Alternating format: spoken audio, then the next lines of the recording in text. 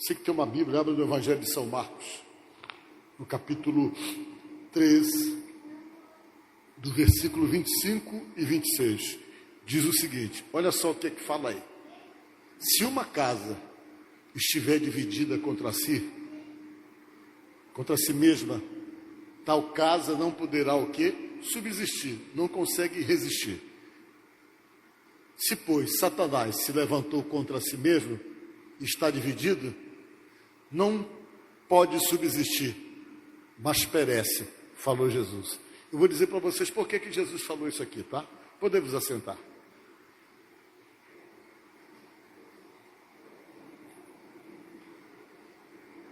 Irmãos, talvez um dos principais alvos que você tem para tentar desarticular você, eu falo alvo do inimigo das nossas vidas, é a tua família.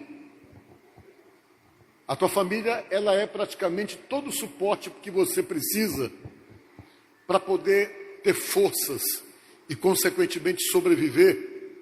E, além de sobreviver, continuar tocando a tua vida exatamente naquilo na qual você tem necessidade, que é a sua sobrevivência. E quando você é atacado na sua família, você praticamente é desarticulado em toda a sua base. Toda a base referente à sua sustentação emocional, o seu ânimo para continuar, geralmente se torna minado e você passa a ter simplesmente sobre si o peso de não contar com aquele apoio com o qual é extremamente necessário para que você continue seguindo. E se de repente a tua família, ela é sem dúvida alguma baseada pelo que entendemos na palavra de Deus, uma base onde você se sustenta, onde você se fortalece para poder tocar a sua própria vida, e se de repente essa base for minada, você vai se desarticular. Para vocês terem uma ideia, todas as vezes que uma família é destruída, isso, a própria psicologia fala, que a carga emocional que uma pessoa recebe dentro de uma situação de família destruída, de família dividida, é uma carga tão pesada que tem pessoas que não resistem a isso e decidem acabar com a sua própria vida, porque para eles parece que o mundo acabou, as pessoas se sentem completamente sem chão. Quanto mais quando a pessoa ama a sua família e de repente ama as pessoas que ali vivem, e você tendo que viver com esse rompimento, geralmente a sua estrutura emocional dificilmente consegue resistir. Para algumas pessoas isso é tão difícil que tem aqueles que cometem aquela loucura de às vezes ser rejeitado e ver de repente a sua família ser destruída, de ir matar a pessoa e tirar a sua própria vida, que eu acho que é a atitude mais extrema que a gente consegue ver aí e observar de vez em quando acontecendo esse tipo de coisa. Alguém que perde esse convívio e que não aceita muitas vezes esse rompimento, não aceita ser rejeitado dentro de todo esse contexto familiar ou de relacionamento. Tem pessoas que não têm estrutura, que vai e se destrói. E às vezes destrói a outra pessoa. Às vezes está tão ligado no amor a outra pessoa, que esse amor então leva a pessoa a essas atitudes translocadas. As pessoas dizem, mas isso não é amor. Sujeito que vai lá, que se sente rejeitado e acaba com a vida do outro, depois acaba com a sua própria vida, isso não é amor. A psicologia chama isso de amor feio. Se a pessoa faz isso, ele faz isso exatamente porque, de alguma forma, ele se sente afetado. E de alguma forma ele não quer perder aquela pessoa que de repente o está rejeitando. E todas essas coisas acontecem dentro de uma casa. Às vezes o lar fica desajustado, as pessoas começam a viver realmente à beira de um rompimento total, porque o lar é minado, a casa é minada, a família é minada. Aí o que acontece? Aí ninguém consegue se entender mais, ninguém consegue mais falar o mesmo linguajar. As pessoas começam então a ter dentro da sua casa um ambiente totalmente pesado de embate, de crise, de guerras que vai afetando, vai simplesmente adoecendo a vida das pessoas que ali vivem. E às vezes as pessoas chegam ao extremo de começar a achar aqui não dá mais para viver. E o inimigo vem e começa a agir exatamente aí, por quê? Porque ele sabe que quando ele consegue desarticular você na sua casa, na sua família, ele quebra você. Aí você começa a perceber, de repente, alguns momentos que parece que o pior lugar para você estar é a sua própria casa. É quando você começa a ter aquele tipo de sentimento: para mim é melhor quando eu estou na rua, para mim é melhor quando eu estou na casa de um amigo, na casa de um conhecido, mas voltar para casa para mim é difícil, porque às vezes o ambiente está tão pesado que você, quando chega em casa, você sente que a atmosfera é diferente e tudo o que acontece lá dentro só afeta você, só fragiliza você. Por quê? Porque o ambiente está pesado e totalmente atingido por forças espirituais malignas que minaram a tua casa e que têm o intuito exatamente de destruição. Tem muita gente vivendo isso, vivendo essa situação de estar com a sua família, a sua casa completamente minada. E a forma então que o inimigo encontra para poder gerar essa situação, para poder fragilizar e desestruturar, é causando aquilo que Jesus falou no começo, a divisão. Começa a dividir as coisas. Essa divisão começa a vir de uma maneira quase não percebida, mas daqui a pouco você percebe que cada um está para o lado. Ninguém concorda mais com nada. E às vezes o fato de discordar do outro se estabelece unicamente por conta de orgulho, por conta dos ânimos ficarem acirrados e a pessoa não querer dar o braço a torcer para o outro. E essas coisas vão se fortalecendo dentro de uma casa, se fortalecendo no meio de uma família, até haver realmente a ruptura definitiva e destruir tudo. E quando as coisas se destroem, muita gente sai sequelado nessas desestruturas familiares. Os filhos saem sequelados, as pessoas que convivem ali, com certeza, serão altamente afetados pela falta exatamente dessa unidade, dessa união, desse andar juntos. Enfim, tudo isso vai gerar uma série de problemas que vai muitas vezes acompanhar pessoas daquela casa durante muito tempo, serem afetadas por tudo aquilo que aconteceu. Porque geralmente quando chega a ruptura, já houve um desgaste tremendo, já houve afetações muito profundas na alma e na vida daqueles que viviam ali. É por isso que o inimigo trabalha muito para tentar atingir ali.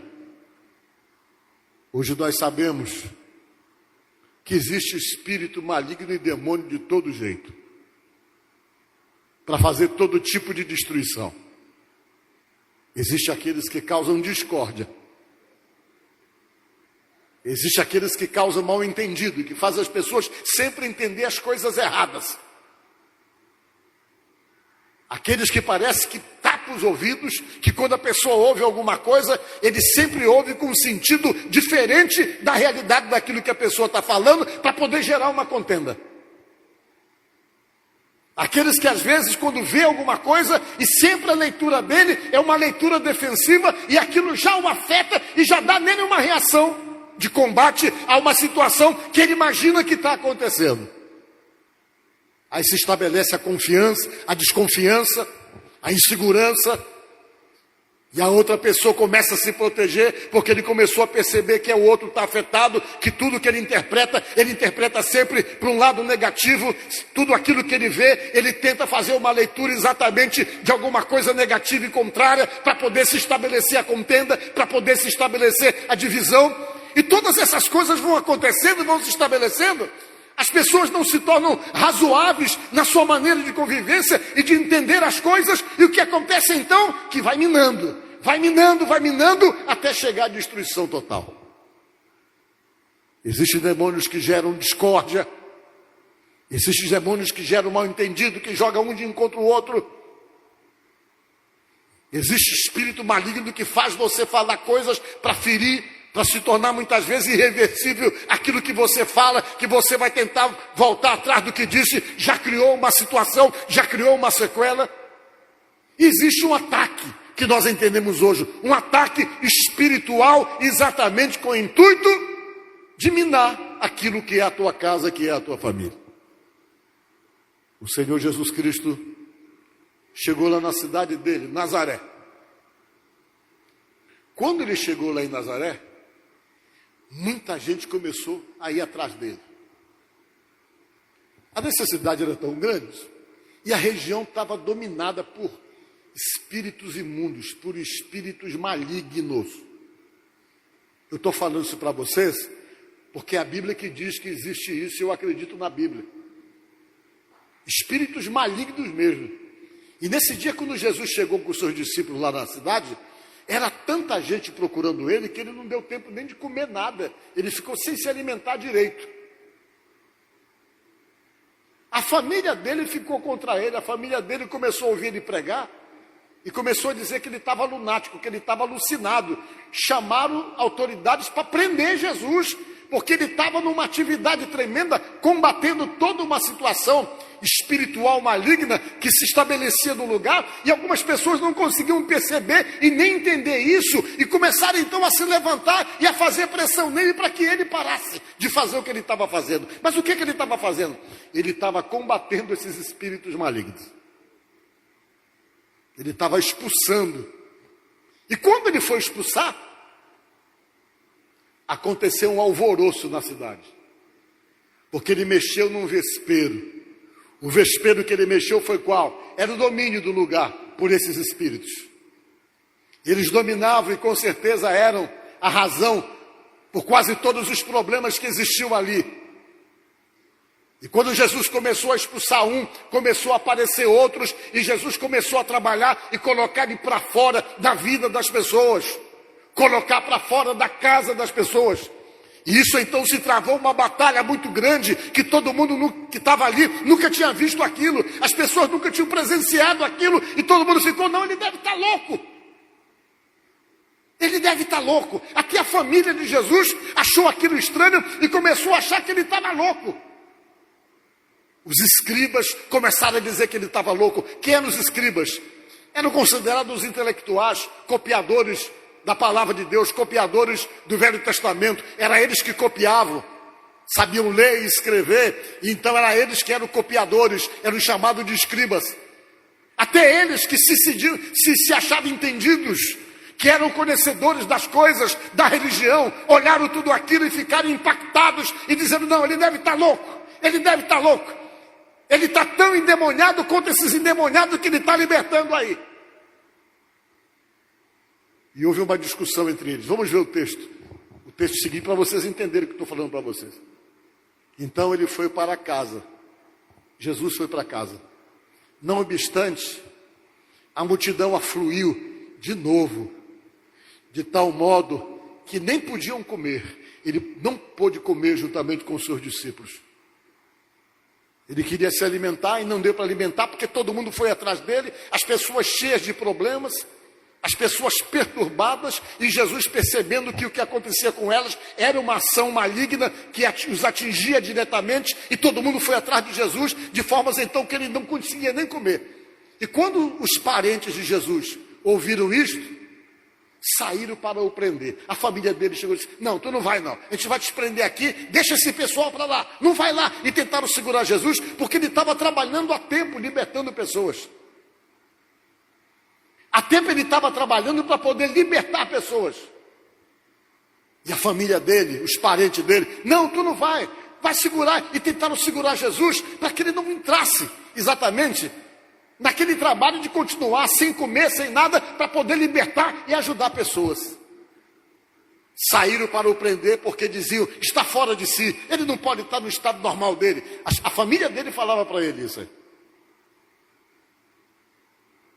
E os escribas que haviam descido de Jerusalém diziam, ele está possesso por Belzebu.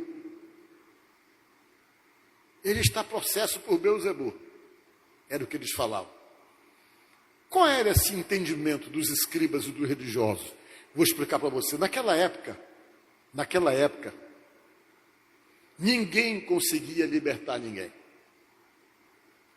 Se uma pessoa ficasse tomada por um espírito maligno, essa pessoa ia ficar porque ninguém tinha autoridade para poder colocar para fora da vida da pessoa. Por que ninguém tinha autoridade? Porque Deus tinha rompido com a humanidade por conta de uma série de coisas aí. E como Deus tinha rompido, Os demônios trabalhavam solto, porque eles não eram combatidos, e Deus estava esperando de poder recuperar uma aliança, para que através dessa aliança ele pudesse chegar e realmente estabelecer novamente a convivência com os seres humanos. Deus estava distante, aí o inimigo deitava e rolava. Quando eles viram Jesus expulsando, para eles era difícil, porque como eles nunca tinham visto isso, eles não sabiam que alguém tinha algum tipo de autoridade para poder mandar demônio embora da vida das pessoas. Eles não sabiam disso, os judeus não sabiam. E isso os deixava totalmente confusos. E eles acharam, poxa, para ele estar libertando essas pessoas aí, isso não é pela parte de Deus, não. Ele deve estar com um demônio mais forte, esse demônio mais forte que está nele, que está expulsando esses outros demônios. Ele está com Beelzebu, porque Beelzebu era um deus e um demônio, que significa Deus das moscas. É o significado, Deus das moscas. Esse negócio fica tão na minha cabeça que eu não suporto ver mosca dentro do carro, sabe? Porque, pelo que a gente observa, por exemplo, é que, segundo esse histórico, essa tradição com esse Deus Beelzebu, ele mandava moscas para poder ouvir a tua conversa dentro da tua casa.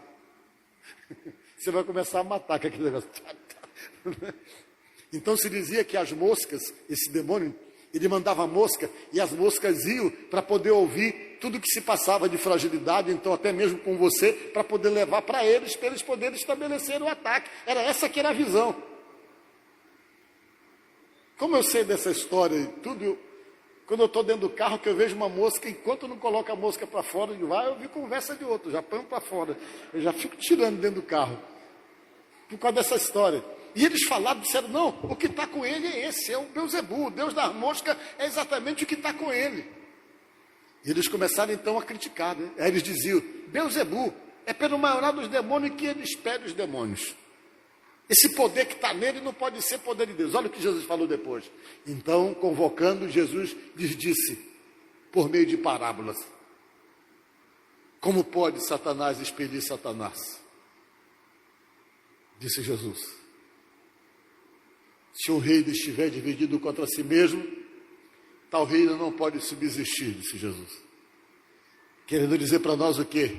Que o inimigo das nossas vidas trabalha unido. Ele é unido com eles lá, mas ele tenta promover a desunião entre nós. E essa desunião é uma coisa que às vezes as pessoas não percebem, que elas veem. Até dentro de igreja acontece desunião. As pessoas se dividem, de vez em quando está ouvindo uma história, fulano dividiu, saiu um para cá, outro para ali e tal, dividiu não sei do quê, e a gente vê muito essas coisas, como essas contendas para gerar divisões, às vezes elas chegam sutilmente, porque ele não se divide, disse Jesus, mas ele promove divisão em tudo quanto é lugar, por quê? Porque ele entende que a divisão enfraquece, mas ele mesmo não divide.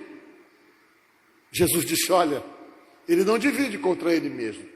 Pelo contrário, eles andam unidos. Eles não se dividem, disse Jesus. Eles andam juntos. Vamos ver o verso seguinte. Se uma casa, e foi o que Jesus falou, se uma casa estiver dividida contra si mesma, tal casa não vai resistir, disse Jesus. Quando Jesus falou isso, ele falava da tua casa, da minha casa. Tentando dizer para nós que nós temos que dar um jeito de promover o entendimento. De parar, recuar, se é preciso ceder, procure ceder, mas tente superar a divisão, a resistência, o embate, o debate, a agressão. Tente falar o mesmo linguajar.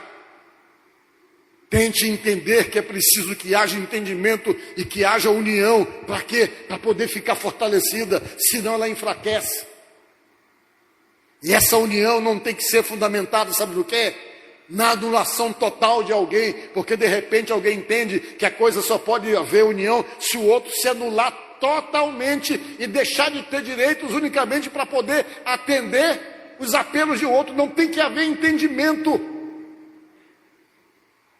É isso que Deus quer. Que ceder seja alguma coisa que aconteça dos dois lados, não de um lado só.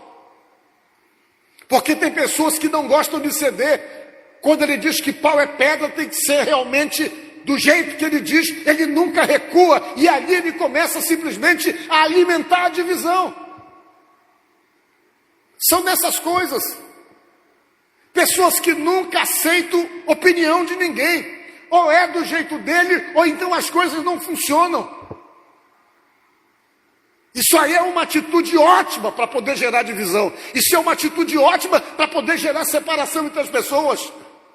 Quando alguém acha que não tem que ceder, quando alguém acha que não tem que abrir, quando nós deixamos de ser flexíveis. A física já mostra para nós e nos ensina que tudo aquilo que não é flexível, quebra. Tudo que não é flexível, quebra. Você tem que aprender a ceder para poder entender o outro lado. Você não pode realmente se estabelecer dentro de uma casa como o único dono da verdade, a ponto de não ouvir mais ninguém. Seja flexível, esteja pronto para ouvir, não dê brecha para que essa divisão entre, penetre e realmente venha destruir com tudo aquilo que você sonhou e construiu um dia. E Jesus foi falando e foi dizendo essas palavras: tal casa não poderá subsistir, disse ele. Tem outro mais um verso? Se, pois, Satanás se levantou contra si mesmo e está dividido, não pode subsistir, mas perece. Tem mais um verso? Ninguém pode entrar na casa do valente para roubar-lhe os bens, sem primeiro amarrá-lo, e só então lhe saqueará a casa. Jesus dizendo: olha, se esse valente entrou na tua casa e está lá estabelecendo domínio, para entrar lá você tem que amarrá-lo e tentar dominá-lo, senão ele vai ficar lá promovendo exatamente essas coisas, jogando um de encontro o outro, gerando mal entendido e fazendo com que quanto mais briga acontecer na tua casa, quanto mais desunião, mais divisão, mais falta de entendimento, quanto mais melhor, porque o ambiente torna-se favorável a ele para poder agir e para poder estabelecer realmente o seu intento. E Jesus foi falando que é preciso dominar o valente, porque ele entra e domina. Vamos ver outros versos. Em verdade vos digo que tudo será perdoado aos filhos dos homens, os pecados e as blasfêmias que proferirem. Mas aquele que blasfemar contra o Espírito Santo não tem perdão para sempre, visto que é réu de pecado eterno. Jesus falou com os escribas. Jesus disse: olha, gente, todo pecado tem perdão, disse Jesus. Mas tem um pecado que não tem perdão. É a blasfêmia contra o Espírito Santo, disse Jesus. E o que é blasfêmia contra o Espírito Santo? É quando você atribui ao maligno, de uma forma consciente, alguma coisa que é uma manifestação de Deus. Mas é quando você sabe, faz isso com consciência. Tudo que você falou por ignorância, Deus não leva em conta, porque a Bíblia diz que Deus não leva em conta o nosso tempo de ignorância, diz a palavra de Deus. Mas as coisas que você fala consciente, por uma razão, para se beneficiar, ou por qualquer outro interesse pessoal, mesmo sabendo que aquilo ali é uma ação de Deus, mas você atribui ao diabo de uma forma consciente, mesmo sabendo que é de Deus, você blasfemou contra o Espírito Santo e disse Jesus que contra esse pecado não há perdão.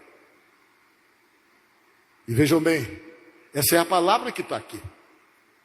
Talvez você esteja aqui nesta noite e já percebeu que as minações chegaram. Elas vêm de uma forma sutil para tentar minar. Guerras, bate-bocas, desconfianças, agressões. E as coisinhas vão chegando, e elas vão tomando proporções. Isso é como a bola de neve, vai aumentando. Na medida que o espaço vai sendo dado, o espaço vai sendo dominado. Aí você diz: como é que eu faço para poder desfazer essas ações faladas por Jesus que promove a divisão? Primeira coisa é tendo total consciência das coisas de Deus. Porque quando você tem consciência das coisas de Deus, você sabe a atitude correta para tomar.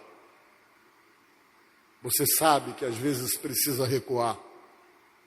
Você consegue ter aquilo que eu preguei para vocês aqui sobre os dons espirituais, que é o discernimento de espírito. Você percebe, isso aqui não tem razão de existir. Por que está acontecendo isso? Não tem lógica. E você começa a ter a percepção de reações e atitudes ilógicas dentro de uma convivência, dentro de um relacionamento. Você tem que perceber isso. E perceber, acima de tudo, que você tem que proteger a sua casa. Lá é a tua base. Lá é a tua base. É lá que você sonha, é lá que você divide os sonhos. É lá que você se programa e que você se projeta. É lá que você descansa.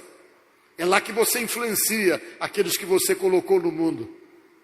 Lá é o ambiente que se constrói toda a tua história familiar, toda a tua história futura, juntamente com aqueles que você colocou no mundo e que vão continuar vivendo uma história que foi a tua história, como você vive a história daqueles que te colocaram no mundo. E se você se preocupar com isso, você vai blindar, você vai proteger e você vai conseguir prosseguir exatamente dentro da forma como Deus está querendo. É por isso que às vezes a gente não entende. Poxa, mas começou tão bem. Era tudo bem, se amavam tanto. O que foi que houve? Minado. O inimigo vem e mina.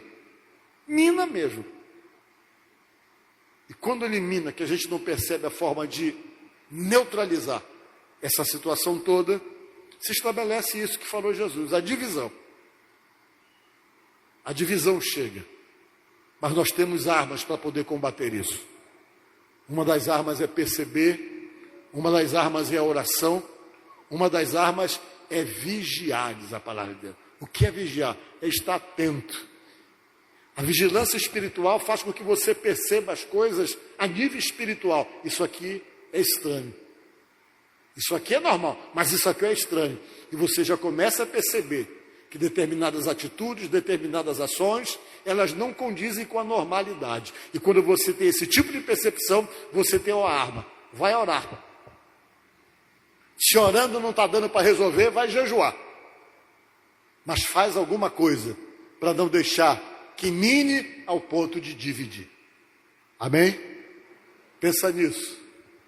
Que Deus abençoe e ajude você, a sua casa e a sua família, no nome de Jesus. Amém?